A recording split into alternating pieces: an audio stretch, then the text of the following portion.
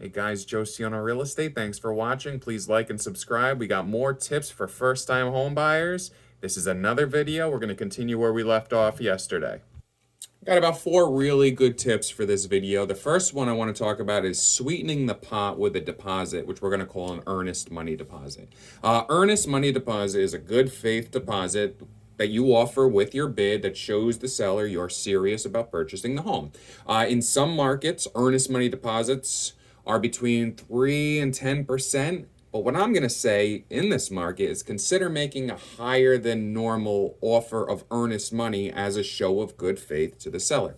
This illustrates to them your strong interest in the home and reduces risk to the seller that you'll pull out of the deal for reasons other than those outlined in your purchase contract. Okay?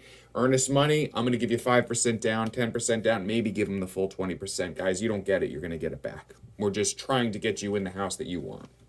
Now, I want you to consider an escalation clause. When it comes to bidding on a home, an escalation clause can be a huge advantage to savvy buyers.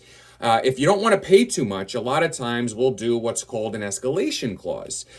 So we'll go in at, let's say, $250,000, and we'll offer $1,000 over the highest offer, not to exceed a certain amount.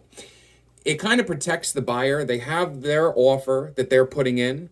But if there are other offers out there that are a lot higher and they really don't want to lose the house, but they don't want to pay too much, it's a great way to get in there.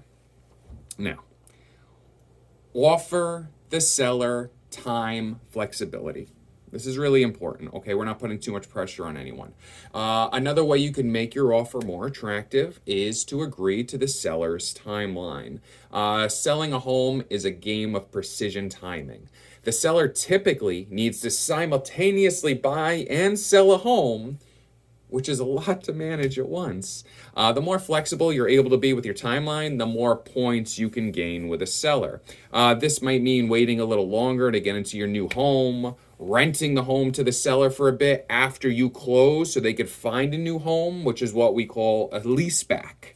Or agreeing to a certain closing date chosen by the seller as long as your lender can make it work.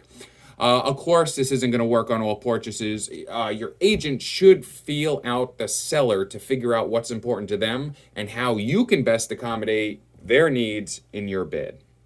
Last tip I have for today is try cash instead. I know this is hard to do. You're in a tight market. You need the ultimate boost. You'd be hard pressed to beat an all-cash offer. I wrote that down, and it's hard to say. Obviously, I'm not going to spend much time in this. With a cash offer, it looks better to the sellers, but it doesn't always get the offer in. Consider it. Don't consider it. It's just a tip. Obviously, a lot of sellers look at the cash offer, and their eyes light up because there's no waiting for money. Guys, that's all I have for today. We're going to do another video in a day or two. Please like and subscribe. Thank you. Next video, we're going to talk about understanding how days on the market affect your offer. Thanks, guys. Have a great one.